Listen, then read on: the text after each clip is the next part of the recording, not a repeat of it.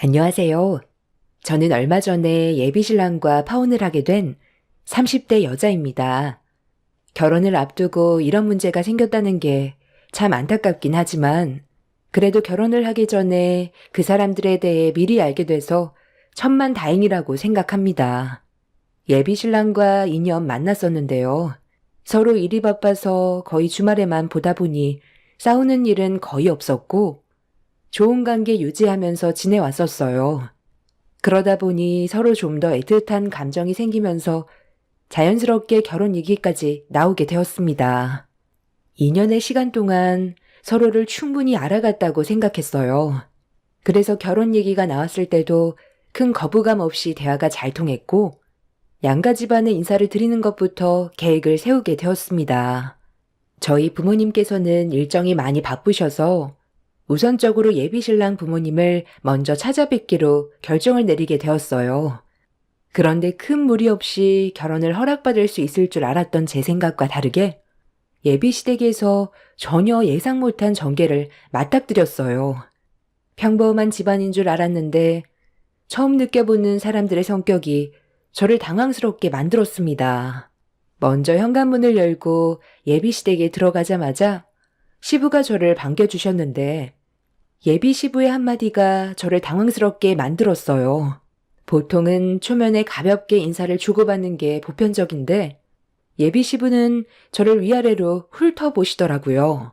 저를 바라보는 시선이 상당히 불편했었고 음흉한 눈빛은 온몸에 소름이 돋을 만큼 기분이 안 좋았습니다. 그렇게 1차적으로 시부와 인사를 나눈 뒤 구두를 벗고 거실로 들어가자 예비 신우가 저를 반겨주더라고요. 그런데 예비 신우의 첫마디를 듣는 순간 경악을 했고 제 두 귀를 의심할 정도로 또 한 번 충격을 받았습니다. 우리 엄마는 골반 큰 여자를 좋아하는데 오빠가 데려온 이분은 골반이 너무 작다. 솔직히 좀 실망스러운데? 오빠가 눈이 이 정도로 낮을 줄 몰랐어. 야, 오늘 처음 인사 오는 자리인데 말 좀 가려서 하지. 내가 항상 얘기했지. 여자는 입이 이뻐야 된다고 했는데 너는 입만 열면 싸구려냐? 아니, 내가 뭐 어때서. 요즘 내 또래 다들 그래. 가식적인 모습 정말 싫어하거든. 뭐든 솔직한 게 좋은 거지. 그래야 본인도 뭐가 문제인지 아는 거잖아. 그건 너 생각이지. 생각 없이 뱉은 한마디에 상대방은 상처를 받을 수 있다는 거 몰라? 내가 봤을 때 너는 평생 결혼은 못할 것 같다. 너 같은 성격 누가 받아주겠냐? 지금부터 입도 뻥끗하지 말고 그냥 가만히 있어. 오늘 우리 집에 온 손님이야. 쓸데없이 한마디만 더 하면 가만 안 둔다. 예비 신우의 입은 상당히 거침이 없었어요. 생각하고 있는 걸 필터링하지 않고 그냥 입 밖으로 뱉었습니다. 살면서 처음 본 성격이라 많이 당황스러웠었죠. 그런데 예비 시부와 신우는 약과였어요. 예비 시모가 주방에서 앞치마를 두르고 걸어 나오는 순간 경악을 금치 못했습니다. 저에게 앞치마를 던지면서 뒤집게도 건네주더라고요. 얼떨결에 받았는데 예비 시모가 저에게 건넨 한마디는 요리를 못하면 결혼을 허락해 줄 수 없다면서 당장 주방으로 따라 들어오라면서 먼저 들어가시더라고요. 예비 신랑은 무슨 첫날부터 얼굴을 보자마자 주방으로 들어가냐고 목소리를 높였지만 이미 예비 시모는 주방에서 나오지 않고 한창 음식을 만들고 있어서 안 들어갈 수가 없었어요. 그렇게 예비 시모 옆에서 시키는 대로 도와드리면서 음식을 만들기 시작했는데 예비 시모가 앞치마를 벗더라고요. 그리고 의자에 앉더니 저보고 음식을 만들어 보라면서 시키셨습니다. 하나같이 멀쩡한 사람이 없는 것 같아 당황스러웠고 앞치마를 두르고 있는 제 자신을 보니 이게 뭐 하는 짓인가 싶더라고요. 저는 그냥 간단하게 인사를 드리러 온 것뿐이었는데 결혼식도 하지 않은 저에게 일을 시키는 시모의 행동이 어이가 없었지만 그렇다고 실은 내색하기에도 그래서 그냥 예비 시모가 시키는 대로 음식을 만들었어요. 그렇게 땀 흘리면서 힘들게 음식을 만든 뒤에 자리에 앉아 겨우 식사를 할 수가 있었어요. 그리고 시작된 질문 공세에 음식이 입에 들어가는지 코에 들어가는지 모를 정도로 정신이 없었습니다. 이 정도 음식이면 그래도 내 아들 굶기지는 않겠네. 그런데 내가 듣기론 사업을 한다고 들었는데 돈벌이가 꽤 된다면서 요즘도 내 일이 그렇게 잘 되나? 아유, 말도 마. 손님이 줄지어 들어온다던데? 나도 조만간 가서 관리 좀 받아야 되겠다. 그렇게 해도 되는 거죠. 오늘 인사 온 거 우리 오빠랑 결혼하려고 온 거면 이제부터 식구나 다름없는 거지. 안 그래요? 우리 엄마는 좋겠네. 그래도 매번 관리받을 수 있잖아. 내일이 은근 비싸다니까. 오빠랑 결혼하면 새언니한테 용돈도 받을 수 있는 건가? 밥부터 좀 먹으면 안 될까? 아, 오늘 다들 왜 그래? 가볍게 인사만 하려고 온 건데 왜 이렇게 부담을 줘요? 엄마 때문에 이러다 결혼도 못하겠어. 나도 며느리 덕 좀 봐야지. 남자들도 관리받으러 자주 오나? 나도 이참에 며느리한테 관리 좀 받아볼까?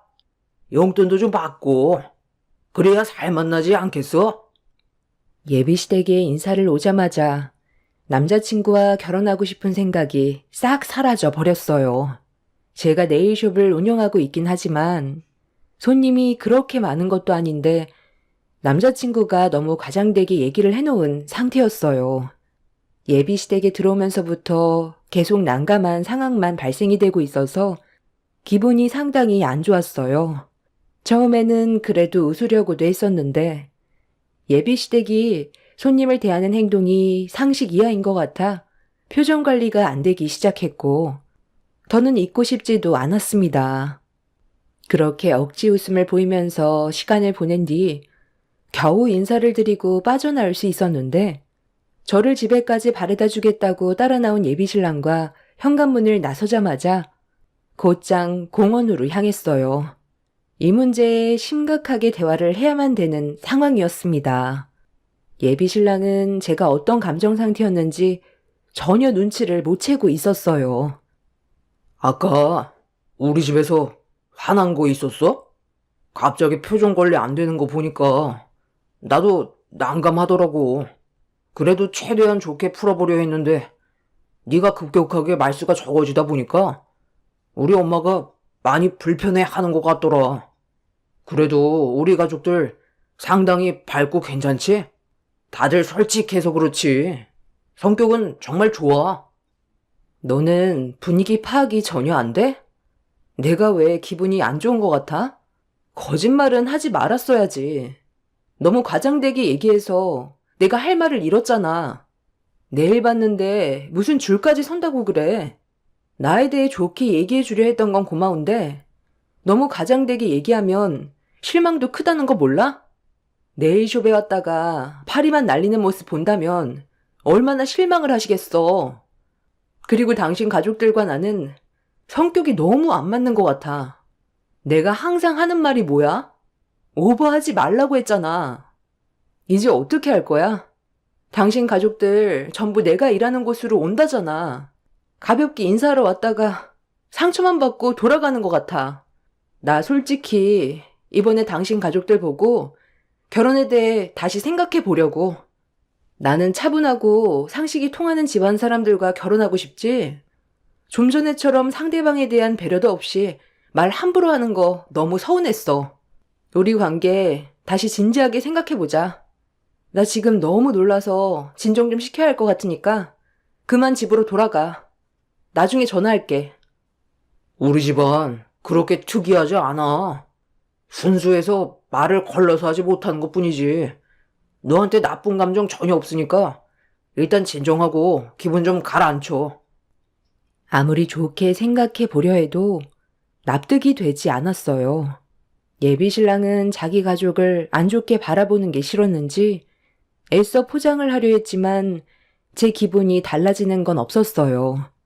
그날 이후 결혼에 대해 다시 고민을 하게 되면서부터 예비신랑에 대한 마음도 변화되기 시작했습니다. 제가 예전과는 다른 모습을 보이자 예비 신랑은 결혼을 하지 못할까봐 걱정스러웠는지 보통은 주말에만 만났는데 평일에도 늦은 시간에 네일숍에 찾아왔어요. 최대한 분위기를 반전시켜 제 기분을 풀어주려고 많은 노력을 기울였습니다. 예비 신랑에 대한 감정이 완전히 접힌 건 아니었기 때문에 저에게 지속적인 모습을 보여주면서 조금씩 안 좋았던 감정이 풀리기 시작했어요.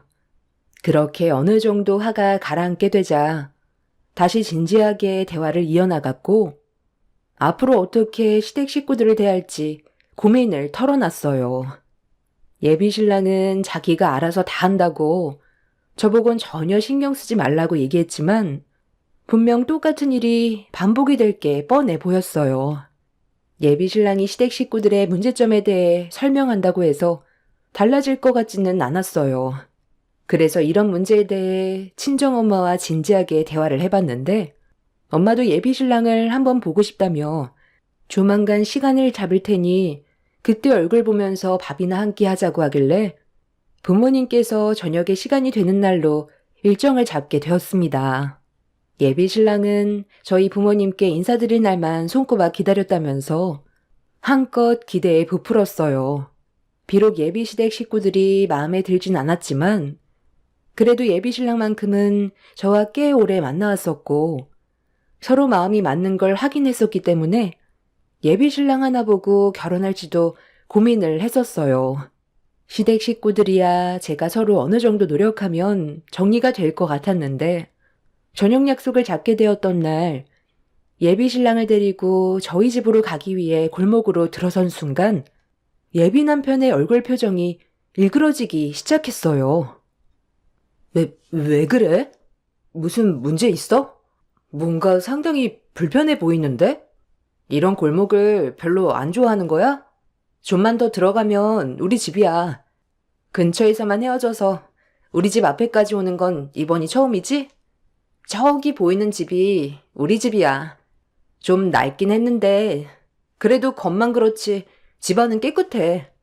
서둘러 들어가자. 잠깐만. 저 집이 네가 살고 있는 집이라고? 살짝만 건드려도 곧 무너질 것 같은 저런 집에 어떻게 사람이 살 수가 있어? 여기 동네 전부 다 낡아 빠졌잖아. 여기 어렸을 적부터 살았던 동네인데 사람들도 좋고 조용해서 살만해.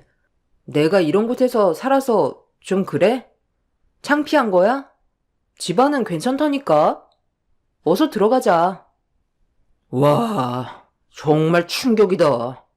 입고 있는 건 어느 정도 잘 사는 집안에 걸친 옷이면서 사는 건 저런 데서 살아?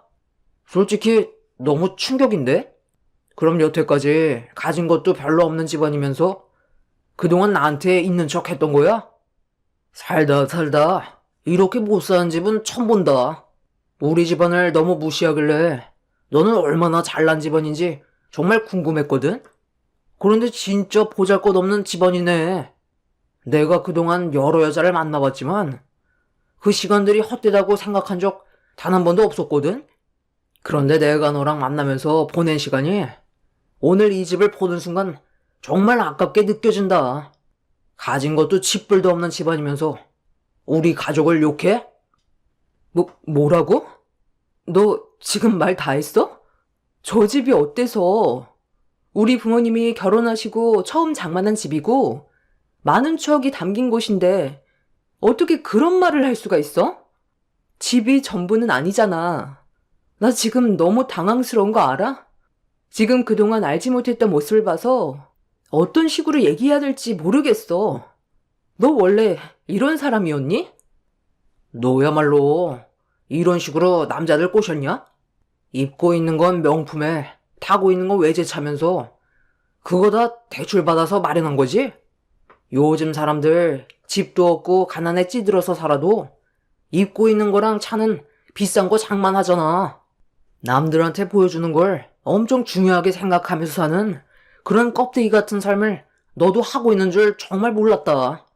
오늘 인사 왔으니 여기서 끝낼 수 있었던 거지. 더 시간 끌었다면 완전 내 인생만 깎아먹을 뻔했네. 내 팔에 지금 닭살 돋은 거 보여? 와, 진짜 역대급이다. 이거 완전 사기 아니야? 너 솔직하게 말해봐. 남자들 등에 빨대만 꽂고 헤어지는 전형적인 꽃뱀 아니냐? 너희 부모가 뭘 가르쳤는지 안 봐도 눈에 훤하다.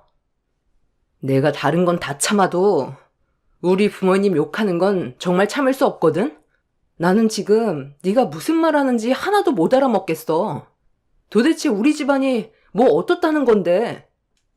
저 집 하나 보고 우리가 가난한 인생이라고 판단한 거야? 너 이 정도밖에 안 되냐? 내가 그동안 너한테 보여준 것만도 충분하다 생각했는데 너는 나를 그냥 아예 결혼하면 돈벌이 수단으로만 생각하고 있었네. 아무리 오해를 했다 해도 이건 아니지 않아? 너희 집안도 잘 사는 형편은 아니면서 지금 이 태도가 뭐야? 저희 가족이 살고 있는 집을 보고 갑자기 태도가 확 바뀐 예비 신랑의 모습에 너무 당황스러웠는데 그때 보게 된 모습이 그 사람의 진짜 모습인 것 같아 그 자리에서 조금의 고민도 하지 않고 그만 만나자고 했어요. 저희 엄마가 예비 사위 온다고 아침 일찍부터 음식까지 준비해놨는데 그런 노력이 전부 다 쓸모없게 되자 너무 마음이 아팠습니다. 예비 신랑은 바라던 바라고 저와 더 이상 함께 하려 하지 않았고 저에게 일방적으로 헤어짐을 통보했습니다. 저에게 먼저 끝내자는 말이 나와도 시원찮을 판에 잘난 것도 없으면서 저희 집안을 무시하고 180도 변한 모습으로 저에게 사기꾼 여자라고 막말까지 하는 모습이 너무 충격이었어요. 예비 신랑과 집 앞에서 목소리 높여 싸우고 있자 집에까지 제 목소리가 들려왔는지 저희 부모님이 집 밖으로 걸어 나오셨습니다. 아니, 왜들 그러는 거야? 무슨 일이 있었니? 들어올 생각은 안 하고 왜 집 앞에서 서로 얼굴을 붉히면서 싸우고 있어? 너 지금 우니? 아니 뭐 때문에 그러는데? 안녕하세요. 이런 식으로 인사를 드리게 될 줄 몰랐는데 불과 몇 분 전까지만 해도 명주 남자친구였는데 지금은 더 이상 아니거든요. 저희 각자 갈 길 가기로 했습니다. 어차피 서로 성격 차이도 있지만 집안 차이가 너무 심해서 제가 부모님한테 어떻게 설명을 드려야 할지 정말 모르겠더라고요. 이런 낡아 빠진 집에서 살고 있는데 저희 부모님한테 어떻게 포장을 내서 말씀드려요. 제가 두 눈으로 봤던 그대로 설명을 드려야 하잖아요. 이렇게까지 크게 거짓말을 할 줄 상상조차 못했습니다. 지금 너무 화가 많이 나고 사기꾼 집안으로 신고하려다가 지금 많이 참고 있는 중이거든요. 인생 그렇게 살지 마세요. 어른이 먼저 모범이 되는 행동을 보여야지 얘한테 거짓부터 가르치면 뭘 보고 살아왔겠어요? 외모만 좋게 치장하면 뭐예요? 집은 이렇게 허름하고 낡아 빠졌는데 정말 실망 많이 했고 다시는 얼굴 마주하고 싶지도 않습니다. 아침부터 음식 만드셨다고 하셨는데 그 음식 안 봐도 위생적으로 얼마나 더러울지 눈에 화나네요. 이런 거지 같은 집안에서 나온 음식이 대단해봤자 얼마나 대단하겠어요? 마트에서 거의 썩어 빠진 음식들 세일하는 거 사가지고 와서 음식 만든 거 아니에요? 너 그 입 다물지 못해? 다른 건 다 참아도 우리 집안 욕하는 건 내가 못 참는다 했지? 아무리 우리 집안이 못났다 해도 너희 집안보다 100배 1000배 더 잘났어. 엄마, 이제 그만 들어가요. 저런 쓰레기 같은 자식 상대할 필요도 없어. 결혼식장 들어가기 전까지 모른다더니 정말 그 말이 딱 맞는 것 같네. 하마터면 남자 잘못 만나서 내 인생 종칠 뻔했어. 너 2번 다시 내 앞에 나타나지 마. 어떤 말을 하던 무릎을 꿇고 용서를 구해도 절대로 받아주지 않을 거니까 신고하기 전에 꺼져. 아유, 야, 아소라 아소. 떡 줄 사람은 생각도 안 하고 있는데 벌써부터 김칫국 퍼마시냐? 내가 너한테 왜 미쳤다고 무릎 꿇고 용서를 구해? 너희 집안이 잘 산다고 또 거짓말 하려고? 자네 말 다 했나? 뭐 이런 개념 상실한 놈이 다 있어? 명주 넌 어디서 이런 개도 안 물어갈 쓰레기 놈을 주워온 거야? 아무렴 네 놈한테 실망스러운 부분들이 있었다 해도 그렇지. 제대로 된 상황을 파악하기도 전에 이런 식으로 행동하는 게 정상이야? 명주가 아주 사정사정해서 자리 마련했더니 어디서 이런 거지 같은 놈을 봤나? 자네 부모가 사람이 이딴 식으로 평가라고 가르치던? 모질이도 이런 상모질이는 또 처음 봤네. 썩 꺼지지 못해? 예비신랑은 이미 저에 대한 마음이 완전히 떠나버렸는지 저희 아빠가 뭐라고 하는데 한마디도 지지 않고 대들었어요. 그런 모습에 그간 제가 알고 봐왔던 사람은 거짓된 모습이었고 눈앞에 보이는 모습이 진짜 본 모습이라는 걸 알 수 있었습니다. 사람은 평생 겪어봐도 속을 알 수 없다더니 그 말이 딱 맞는 것 같았어요. 더는 상대하고 싶지 않아 부모님을 집 안으로 모신 뒤 예비신랑 앞으로 다가가 뺨에 손을 올려버렸습니다. 그리고 2번 다시 만나지 말자고 했어요. 예비신랑은 자기 얼굴에 손을 올렸다고 똑같이 제 뺨에 손을 올리려 했다가 자기 손을 더럽힐 순 없다면서 제 앞에 침을 뱉곤 등을 돌렸어요. 그런데 엄마가 화가 많이 났는지 다시 밖으로 나오시더니 한쪽 손에 서류 하나를 들고 나왔습니다. 그리곤 등을 돌린 예비신랑을 돌려 세운 다음 손에 쥐고 있던 서류로 사정없이 뺨을 후려쳤어요. 예비신랑은 저희 엄마한테 서류로 뺨을 맞자마자 바락바락 소리치며 엄마 손에 쥐어져 있던 서류를 뺏어들면서 그 서류를 확인하더니 약간 당황한 얼굴로 저희 엄마를 쳐다봤어요. 무슨 서류인지 저는 알지 못했던 상태라 예비신랑의 손에 들려있던 걸 빼앗아 확인을 하는 순간 깜짝 놀라 엄마를 바라봤습니다.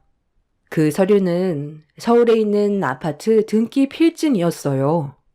상당히 고가의 아파트라 이름만 들어도 부동산에 조금만 관심이 있으면 알 수 있는 그런 아파트였죠. 엄마는 당황한 예비신랑을 보면서 낮게 깔린 목소리로 한마디 하게 되었습니다. 자네, 그 서류가 뭔지 대충 알지? 내가 최근에 아파트 경매에 낙찰돼서 받은 등기 필증인데 그 아파트가 지금 현재 시세로 25억일세. 내가 왜 그 서류로 자네의 뺨을 쳤는지 아나?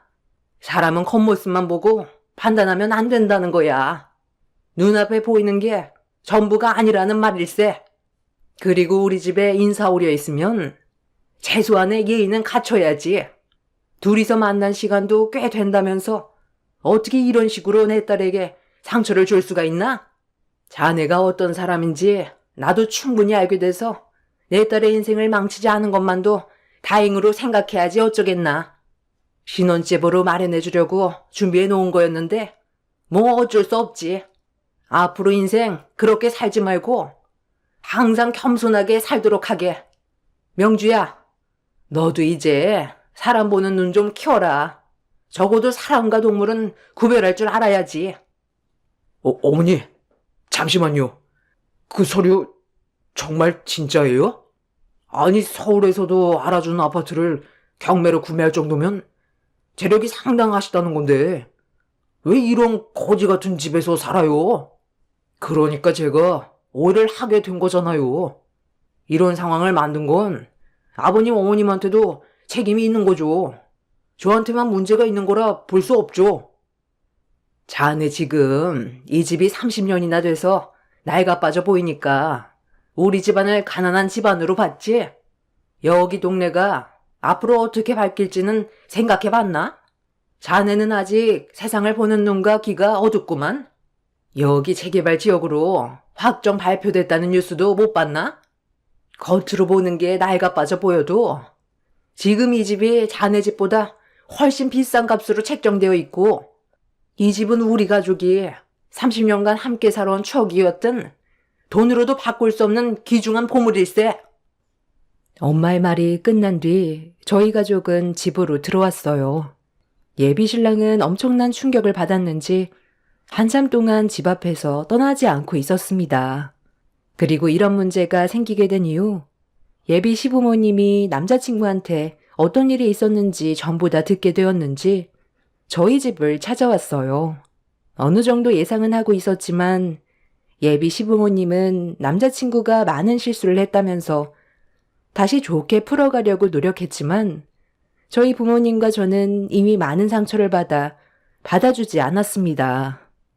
예비 시모는 자기 아들이 한 행동에 대해 많이 뉘우치고 있다면서 한 번만 살려달라고 싹싹 빌었지만 저희 부모님은 조금의 망설임도 없이 문을 닫아버렸습니다. 저에게 파혼을 외친 그놈과 정말 파혼을 하게 되었고 더 이상은 엮이지 않았습니다. 그날 정말 많은 걸 배우게 됐고 인생 경험을 한 것 같아요. 사람은 보이는 겉모습만 보고 판단을 하면 안 된다는 걸 다시 한번 깨닫게 되었고 저도 앞으로 살아가면서 상대방을 함부로 판단하고 생각하지 않겠다고 다짐하게 되었습니다. 인생은 평생 배움의 연속이라더니 정말 그런 것 같아요. 이번 일을 통해 많은 생각을 가지게 되었거든요. 남자친구였던 그놈은 아직까지 저에게 미련이 남았는지 제가 운영하고 있는 네일숍에 몇 번이나 찾아와서 관계 회복을 하려고 노력하길래 냉동실에 있는 얼음 한 바가지 퍼서 얼굴에 냅다 뿌리며 내쫓았어요. 제 사연을 들어주신 분들께서도 사람을 볼 때 겉모습만 보고 판단하지 않으셨으면 좋겠어요. 상대방이 자신보다 더 뛰어난 사람일 수도 있고 차후의 상황이 역전될 수도 있으니 항상 겸손한 게 제일인 것 같아요. 즐거운 주말 가족분들과 좋은 추억 많이 만드시길 바랍니다. 감사합니다. 안녕하세요. 저는 얼마 전에 드라마에서나 나올 법한 일들을 겪게 된 30대 중반 남자입니다. 결혼한 지 3개월 정도밖에 안 됐는데 그 사이에 너무 많은 일들이 눈앞에 펼쳐져서 지금도 현실을 받아들이기가 힘들 정도로 많은 충격을 받은 상태입니다. 아내와 결혼을 하고 첫 달은 정신없을 정도로 바쁘게 지내고 있었어요. 집안 정리가 끝나지도 않았었고 내부 구조조정을 다시 하는 바람에 상당히 어수선한 날들을 보냈었죠. 사랑하는 사람이 매일 아침 눈 뜰 때마다 제 옆에 있어준다는 건 저에게 너무나도 행복한 순간들이었고 꼭 꿈을 꾸는 것 같은 느낌이 들 정도로 이런 현실이 믿기지 않았어요. 그런데 짐을 정리하다가 침대 밑에 무언가가 제 발끝에 닿았고 고개를 숙여보니 검은색 상자가 눈에 들어와 꺼내보게 되었는데 처음 보는 상자였습니다. 아내의 물건이라 함부로 열어보는 건 실례일 수도 있을 것 같아 박스 테이프로 전체를 밀봉해 놓은 상자를 잠깐 흔들어 본 뒤 다시 침대 밑에 도로 넣어 두었네요. 안에 들어있는 내용물이 무엇인지 확인해 보고 싶었지만 뜯으면 흔적이 남기 때문에 차라리 나중에 아내에게 물어보는 게 좋을 것 같다는 생각을 가지게 되었습니다. 거실에서 저녁을 준비하고 있던 아내는 준비가 다 끝이 났는지 저를 부르는 목소리가 들려왔고 그렇게 아내가 차려준 맛있는 식사를 함께 먹고 있는데 침대 밑에 있던 박스가 제 머릿속을 떠나지 않아 아내에게 조심스럽게 물어보게 되었네요. 그리고 제 말이 끝남과 동시에 음식을 먹던 아내의 움직임이 멈췄습니다. 박스 안에 있던 내용물이 뭔진 확인하지는 않았어. 당신이 중요하게 생각하는 물건일 수도 있잖아.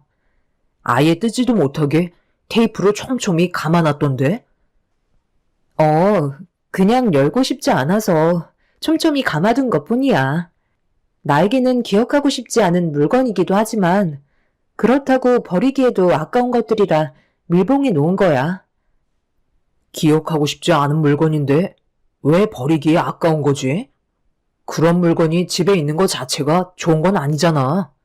상자도 검은색으로 되어 있어서 좋은 느낌을 주는 물건도 아닌 것 같은데. 차라리 그냥 버리는 게 좋지 않겠어? 상자 안에 어떤 게 들어있는지 나는 모르지만 우리 관계에 문제가 되는 것들은 아니지? 그런 건 아니니까 너무 신경 쓰지 마. 내가 하루빨리 처리하도록 할게. 그리고 웬만하면 우리가 결혼했어도 당신 물건이 아니면 건들지 않아줬으면 좋겠어. 제 시선을 피하면서 말까지 더듬는 아내가 무언가를 숨기는 게 느껴졌지만 신혼 초라 저 또한 말도 안 하고 아내의 물건을 괜히 건드려서 안 좋은 기억을 또다시 꺼내게 한 것 같아 좀 미안했었어요. 아주 잠깐 어색한 분위기가 만들어지긴 했었지만 아내는 다른 쪽으로 대화를 이끌어 나갔고 아무렇지도 않은 척 저를 평소처럼 대하길래 그 모습을 보고 저도 검은색 상자는 머릿속에서 지워버렸습니다. 그날 이후 아내의 물건에는 일절 손을 대지 않았고 그렇게 신혼생활을 잘 보내고 있었는데 어느 날 퇴근하고 집에 들어오니 장모님과 처형이 저희 집에 오셨더라고요. 평소보다 1시간 일찍 끝나서 서둘러 들어왔는데 아내의 눈에 눈물이 흐르고 있었고 장모님과 처형의 얼굴은 붉어진 상태로 무언가 서로 안 좋은 대화를 주고받은 듯 보였었죠. 제가 집에 들어오자마자 장모님과 처형은 나중에 다시 오겠다며 서둘러 자리에서 일어났고 아내는 고개를 떨군 채 흘리던 눈물을 닦고 있었습니다. 저는 그런 광경이 당황스러워 무슨 일이 있었냐고 물어봤지만 장모님과 처형은 저를 보며 어색한 미소로 가족들 간에 풀지 못한 갈등이 약간 있어서 그런 거라고 신경 쓰지 말라며 현관 쪽으로 걸어가시는데 아내가 당분간 연락하지 않았으면 좋겠다는 말을 꺼내었고 그 말이 끝나자마자 고개를 돌린 처형이 아내에게 화를 냈어요. 왜 너만 생각하는 거야? 우리가 그동안 얼마나 힘들었는지 알기나 해? 나는 네가 한 결정에 대해 무조건 반대하니까 하루빨리 제자리로 돌려놔. 알겠어? 왜 그렇게 해야 되는 건데? 나는 잘못한 게 하나도 없다고. 언니가 뭔데 나한테 이래라 저래라야? 내 인생 내가 알아서 살겠다는데 왜 다들 그러냐고. 너 정말 그러다 벌 받아. 사람이 해서는 안 될 짓을 저지르면 되겠어? 언제든 바로잡을 수 있으니까 최대한 서둘러서 정리하는 게 좋을 거다. 아, 글쎄. 내가 알아서 한다고. 그러니까 이런 식으로 2번 다시 찾아오지 마세요. 엄마랑 언니가 이러는 게 오히려 나한테 도움이 안 된다는 거 몰라? 우리가 신경 쓰지 않게 네가 잘했어야지. 적은 나이도 아니면서 그딴 식으로 일 처리를 하면 나중에 그 피해 누가 감당할 건데? 다시 한번 얘기하지만 최대한 빨리 눈앞에 있는 문제들 해결하고 2번 다시 일로 엄마랑 내가 신경 쓰게 하지 않았으면 좋겠어. 너 엄마가 얼마 전에 우울증 약까지 복용한 거 알고는 있어? 장모님과 처형은 제가 알아듣지 못하는 말들을 계속해서 꺼내놓으며 아내에게 화를 내고 있었습니다. 아내 또한 장모님과 처형한테 불만이 많이 쌓였는지 쉬지 않고 막말을 하면서 서로 안 좋은 감정들이 점점 고조되고 있었고 저는 퇴근하자마자 그런 광경을 목격해서 어떻게 해야 할지 몰라 난감한 상태였죠. 제가 무슨 이유 때문인지 모르겠지만 그만하시는 게 좋을 것 같다는 말을 꺼내자 장모님과 처형이 제 눈치를 보더니 안 좋은 모습을 보여줘서 미안하다며 서둘러 현관문을 열고 집 밖을 나가셨네요. 그 모습을 바라보고 있던 아내는 힘겹게 자리에서 일어나 방으로 들어간 뒤에 눈물을 펑펑 쏟아냈습니다. 이런 상황을 처음 겪어봤던 터라 방에 들어가 아내를 진정시켜줘야 하는 건지 아니면 아내가 혼자서 진정할 수 있는 시간을 줘야 하는 건지 알 수 없어 저는 그 자리에 멀뚱히 서서 고민만 하고 있었습니다. 결국 아내에게는 혼자만의 시간이 필요해 보여 일단 소파에 앉아 한참 동안 아내가 나오길 기다리고 있었어요.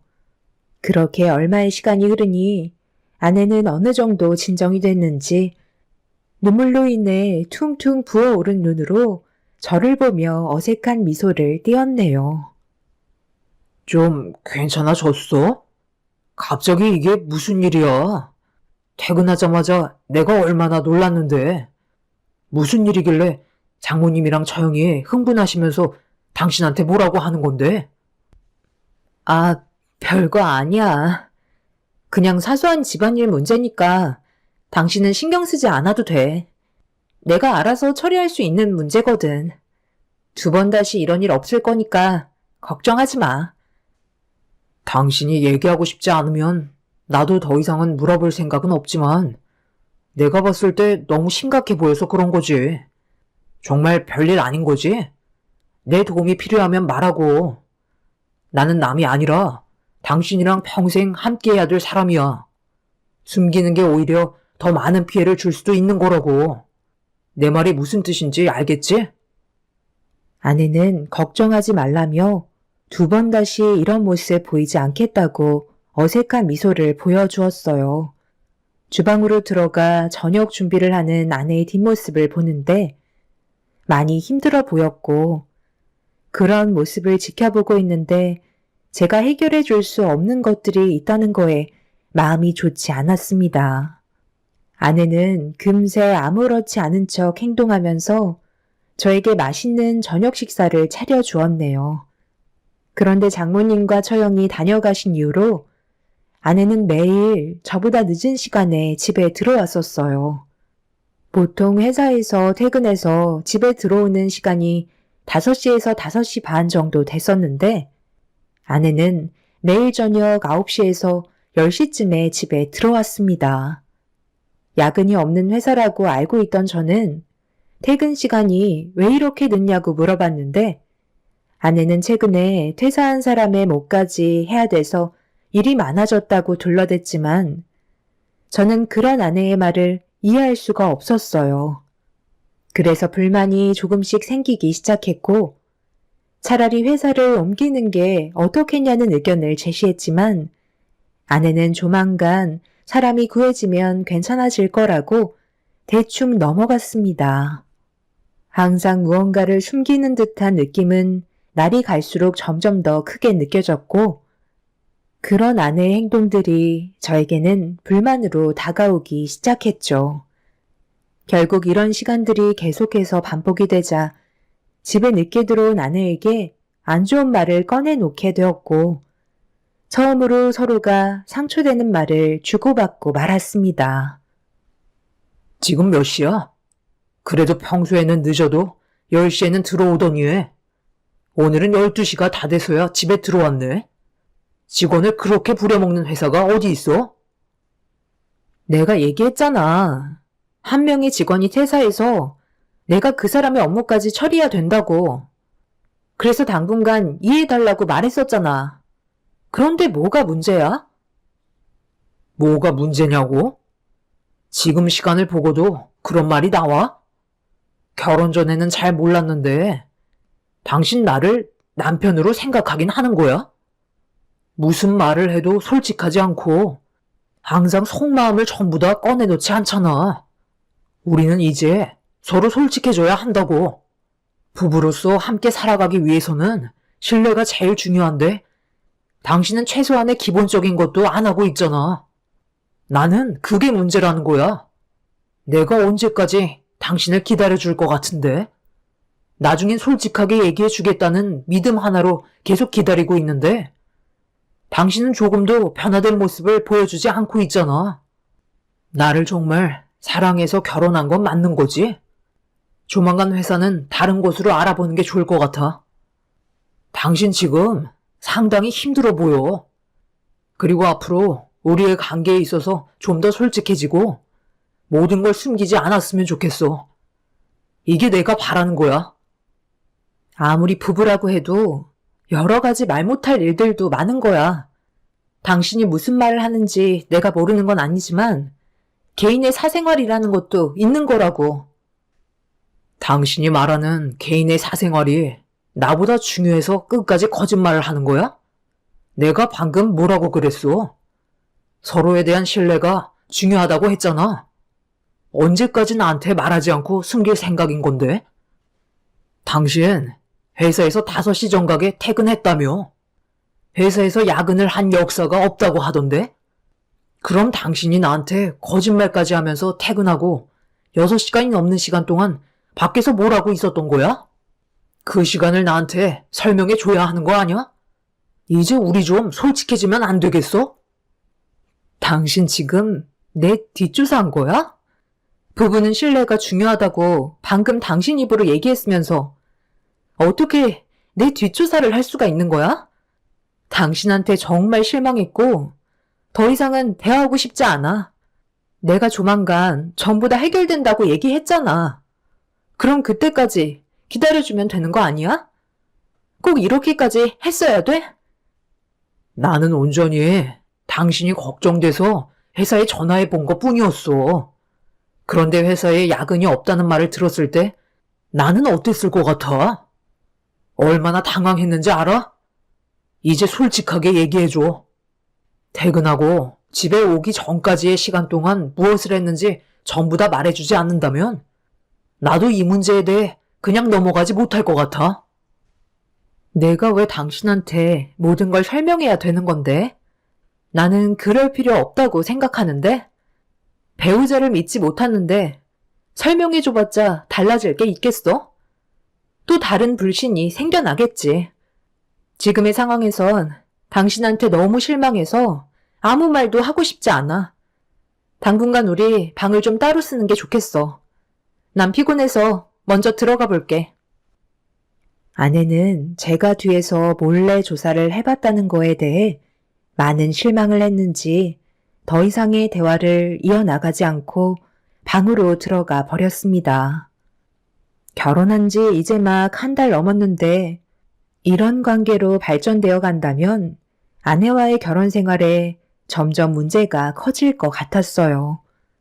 저는 그런 삶을 원하지 않아서 최대한 침착하게 모든 문제를 해결하고 싶었지만 아내는 저와 같이 살든 말든 크게 신경 쓰지 않는 것 같아 보였네요. 그렇게 서로는 각방을 쓰게 되었고 그날 이후 아내는 저에게 일절 말 한마디 붙이지 않았습니다. 이런 불안한 관계가 지속된다면 결국 그 끝은 이혼밖에 없을 테고 제 인생에 오점을 남기는 일이라 그런 불행을 만들고 싶지 않았어요. 아무것도 해결되지 않은 상태에서 아내에게 먼저 다가가 손을 내밀었지만 아내는 제가 뒷조사를 했다는 거에 많은 실망을 했는지 받아주지 않았습니다. 잘못은 아내가 했는데 왜 제가 손을 내밀어야 했는지 지금 생각해봐도 정말 웃긴 상황이었죠. 그만큼 저는 아내를 진심으로 사랑했었는데 아내는 그렇지 못했던 것 같네요. 퇴근하고 나서 6시간 정도의 시간 동안 무엇을 했는지 알 수 없는 상황과 안 좋은 관계가 계속해서 유지가 되고 있으니 저도 아내를 향한 제 마음에 조금씩 변화가 찾아오고 있었습니다. 결국 아내의 뒷조사를 해보기로 결심하게 되었고 평소보다 몇 시간 일찍 퇴근해서 아내의 회사 앞에 기다리고 있었죠. 그렇게 저녁 5시 정각이 되자 퇴근한 아내가 건물 밖으로 걸어 나와 비상 깜빡이를 켜고 있는 차량으로 다가가 올라탔고 그 모습을 보곤 조용히 거리를 유지한 채 뒤따라가게 되었네요. 아내가 탄 차량은 썬팅이 너무 진하게 되어 있어서 차 안에 타고 있는 사람이 남자인지 여자인지 알 수 없었지만 남자일 것 같다는 확신을 가지고 있었습니다. 그렇게 한참 동안 뒤따라 가고 있었는데 앞에 있던 차량이 제가 쫓아가고 있다는 걸 눈치챘는지 갑자기 속력을 높이기 시작했어요. 저도 그 차량과 멀어지지 않기 위해 속도를 올렸고 이리저리 추월을 하면서 절대 따돌리지 못하게 바짝 따라 붙었습니다. 그런데 하필 제 앞에서 갑자기 바뀐 정지 신호가 더 이상 따라가지 못하게 만들면서 멀어지는 차를 바라볼 수밖에 없었네요. 아무것도 얻지 못해 허탈한 상태로 집에 들어와 소파에 털썩 주저앉아 한숨을 쉬며 아내에게 전화를 할지 말지 고민하면서 핸드폰만 만지고 있었는데 갑자기 머릿속에 스친 침대 밑에 있던 상자가 생각이 나더라고요. 아내와 이미 서로에 대한 신뢰를 잃어버린 터라 상자 안에 어떤 물건이 들어있는지 확인해보고 싶었어요. 그래서 침대 밑에 손을 집어넣었는데 아무것도 발견되지 않았고 그때부터 상자가 있을 만한 곳은 전부 다 뒤지기 시작했어요. 아내가 숨겨둔 의문의 상자가 어디에 있는지 도저히 찾을 수가 없겠더라고요. 알 수 없는 물건이 담긴 상자와 장모님과 처형이 아내와 나눴던 대화, 그리고 누군가의 차를 타고 사라진 아내의 모습들은 저를 점점 더 미치게 만들었습니다. 아무것도 해결이 되지 않은 상태에서 결혼 생활을 유지하기란 정말 쉽지 않더라고요. 그날 처음으로 평생 함께 할 줄 알았던 아내와의 관계를 정리해야 될지도 모른다는 생각을 가지게 되었어요. 그만큼 너무 많은 실망을 하게 되었고, 그날은 아내가 집에 들어오지 않았습니다. 너무 큰 스트레스를 받아버려서 그런지 집에 있던 술이란 술은 전부 다 마셔버렸고, 핸드폰 진동 소리에 한참 동안 잠들어 있던 제가 눈을 떴을 땐 이미 점심시간이 지나가 버린 상태였네요. 진동이 울린 핸드폰을 힘겹게 주워들었는데 장모님께 전화가 왔더라고요. 그래서 통화 버튼을 누르려 했는데 전화가 끊겼길래 다시 장모님께 전화를 걸으려는 순간 제 눈을 의심할 만큼 처가 식구들한테 엄청나게 많은 부재중 전화가 찍혀 있었어요. 무슨 일인지 알지 못했지만 불안한 느낌은 지울 수 없었고 정신을 차린 뒤 급하게 장모님께 전화를 하니 바로 전화를 받으신 장모님께선 저에게 왜 이렇게 전화를 받지 않냐고 오열을 하셨습니다.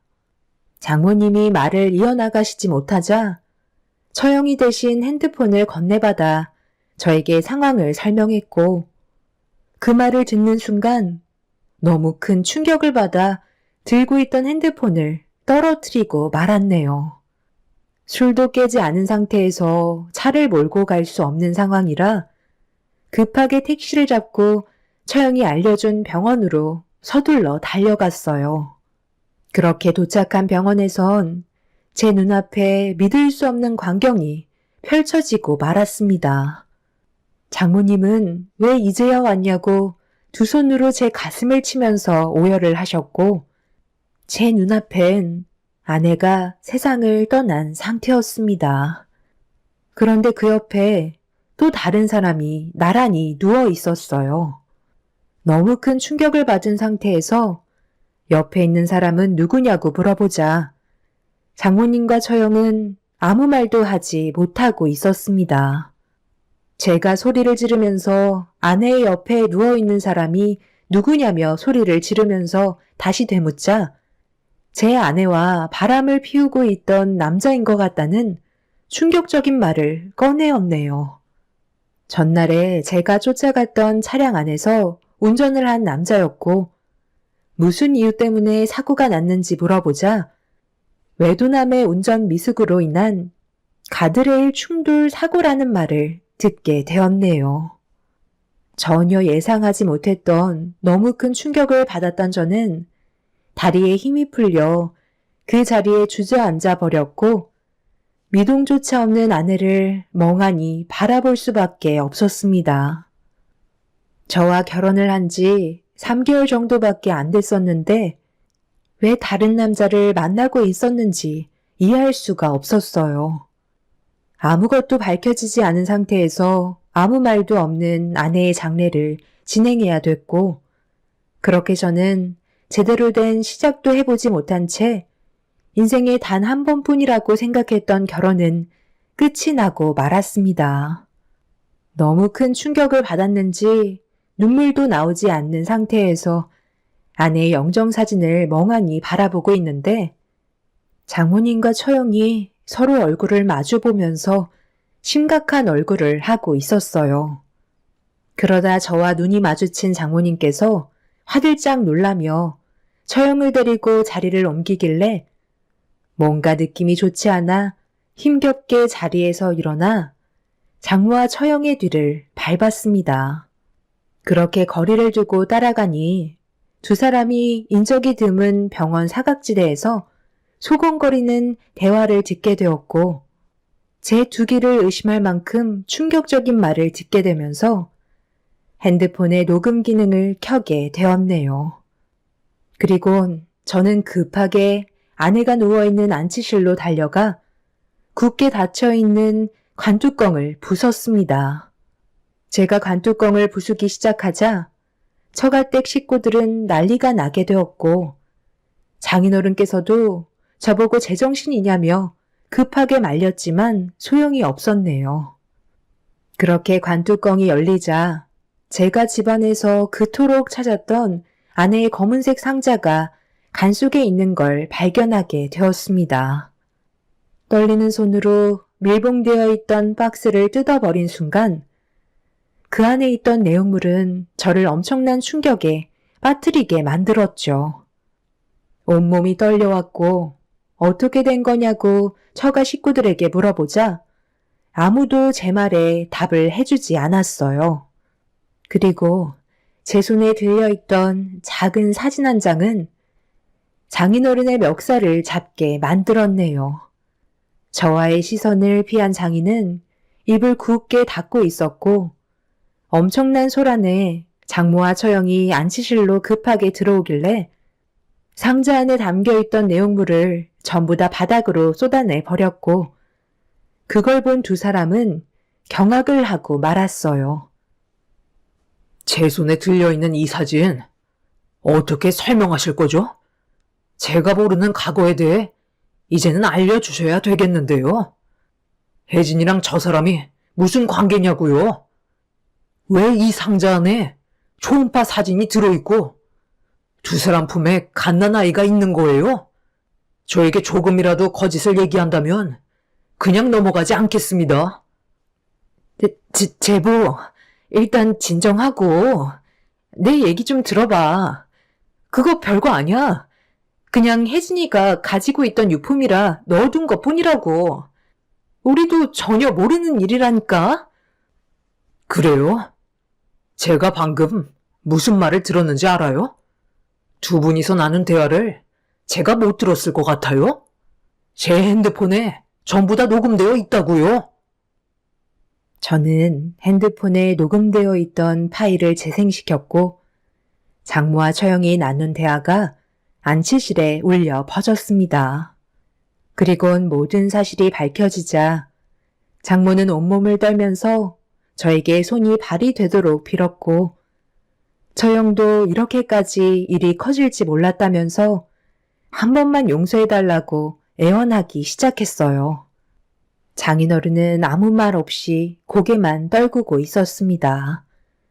저가 식구들 모두가 한통속이었고 저에게 접근한 이유는 전부 돈 때문이었다는 게 녹음된 음성으로 흘러나오고 있었죠. 걱정할 거 없어. 어차피 찾을 수 있는 증거물은 아무것도 없잖아. 우리가 이런 계획을 꾸몄다는 걸 누가 알 수 있는데. 혜진이가 가지고 있던 물건 나보고 보관해달라고 했던 게 정말 다행이었던 거야. 만약 그 물건이 박서방 집에 있는 상태로 혜진이가 떠났다고 생각해봐라. 그럼 아이를 임신해서 출산까지 하고 출생신고도 하기 전에 미숙아로 태어나서 세상을 떠났었다는 사실을 전부 다 알게 될 텐데 그럼 우리가 받을 피해가 커지는 거잖아. 걔는 왜 이렇게 사람을 피곤하게 하는지 몰라. 어찌됐든 박서방 몰래 간 속에다 넣어놨으니까 화장하면 증거물은 같이 없어지는 거니 걱정할 필요 없다. 몰래 처분하고 싶긴 했었는데 혜진이가 그동안 품고 있었던 물건들이었고 그 안에 자기 자식의 물건들이 들어가 있는데 내 손으로 처분하기에는 뭔가 찝찝하잖아. 이참에 이렇게 없애는 것도 나쁘지 않지. 이래서 남자를 잘 만나야 된다는 거야. 고아였던 그놈과 10년 동안 동거하면서 간이며 쓸개며 다 빼주다가 결국 혼인신고도 하지 않고 애부터 덜컥 임신까지 하게 됐었잖아. 내 딸 인생 한번 살려보겠다고 둘이 겨우 헤어지게 만들어서 겨우 돈 많고 능력 좋은 놈이랑 결혼시키게 만들었는데 그놈이 나 몰래 내 딸이랑 다시 만나고 있었던 걸 들켰는데 가만히 있어야 돼? 뱃속에 있던 아이가 누구 자식인지 모르는 상황이었잖아. 둘이 절대 만나지 말라고 그렇게 얘기했는데 내 말을 무시한 벌이라고. 나는 아무 잘못 없다. 나는 뒤쫓아간 것밖에 없고 자기들이 도망치다가 사고가 난 거잖아. 어쩔 수 없는 상황이었다고. 어찌됐든 우리는 앞으로 박서방만 옆에 끼고 살면서 아쉬운 소리 해가며 돈만 받아먹으면 되는 거야. 내 말 무슨 뜻인지 알지? 이 사고는 아무도 모르는 거고 우리는 그냥 피해자일 뿐이다. 너도 인생길 좀 피려면 앞으로 입 조심해. 아내는 저와 결혼을 하기 전에 10년 동안 만나오던 동거남이 있었어요. 그리고 그 사이에 임신을 했는데 아이가 미숙아로 태어나 얼마 못 가 사망하게 되었고 장모는 둘의 관계를 정리시키게 만들었던 거였죠. 그런데 아내가 저와의 결혼 이후 또다시 그 남자와 만남을 지속해 왔던 것 같았어요. 그리고 이 사실을 장모에게 들키게 되면서 도망을 치다가 큰 사고로 이어지게 된 거였습니다. 충격적인 건 아내의 뱃속에 아이가 있다는 사실이었죠. 모든 사실을 전부 다 숨긴 채 저희 집안에게 접근한 처가댁을 도저히 용서할 수 없었고 사기 결혼으로 소송을 진행하게 되었습니다. 저는 이런 사실도 모른 채 그동안 아내를 진심으로 사랑했었는데 모든 건 장모의 조종하에 이루어진 결과였던 거였죠. 그렇게 아내의 장례가 끝이 나고 처가 식구들에게 소송을 걸던 도중 차량 사고가 난 근처에서 블랙박스가 발견됐다는 소식을 접하게 되었고 저는 서둘러 경찰서로 향하게 되었습니다. 그리곤 블랙박스 영상 속에 음성을 전부 확인할 수가 있었어요. 아내와 그 남자와의 대화를 듣는 순간 또 다른 충격적인 사실에 결국 오열을 하게 되었고 너무 큰 충격에 빠지고 말았네요. 나랑 그냥 도망치자고. 내가 앞으로 잘한다니까. 당신 아직까지 나 사랑하잖아. 나는 가족도 없고 당신 하나뿐인데 이렇게 끝낼 거야? 이게 우리 엄마가 원하시는 거야. 그리고 나도 이제 당신이랑 함께 하는 거 지쳤어. 10년을 기다렸지만 변하는 건 아무것도 없었잖아? 나 그 사람 정말 사랑해. 그리고 나 임신했어. 뱃속에 그 사람의 아이가 생겼다고. 엄마가 당신이 나한테 다시 접근한 걸 알고 계셔. 그리고 우리의 사이를 의심하고 있어서 얼마 전에 한바탕 난리가 났었어. 이제 우리 그만하자. 나도 안정적인 가정을 꾸리고 싶은 마음뿐이야. 갈 길이 다른데 계속 고집 부려봤자 소용없다고. 그 사람은 당신처럼 욱하지 않고 맨날 술에 쩔어서 그런 곳에 드나들지도 않아. 오로지 나를 위해 최선을 다하며 살고 있다고. 내 과거를 그 사람한테 밝히고 싶지 않아. 그래서 이제 나를 버리겠다는 거야? 너 나한테 뭐라고 그랬어? 다시 돌아오겠다고 약속했잖아. 그런데 지금 그놈의 아이를 가졌다고? 내가 당신이 잘 되는 걸 보고 싶을 것 같아? 당신이 나 없이 살 수 있을 것 같냐고? 그리고 그거 알아?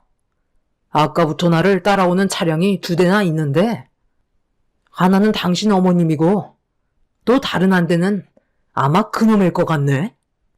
지금 당장 차를 세워서 이 모든 사실 그놈한테 알리고 어머님한테 우리 다시 만날 거라고 얘기할까?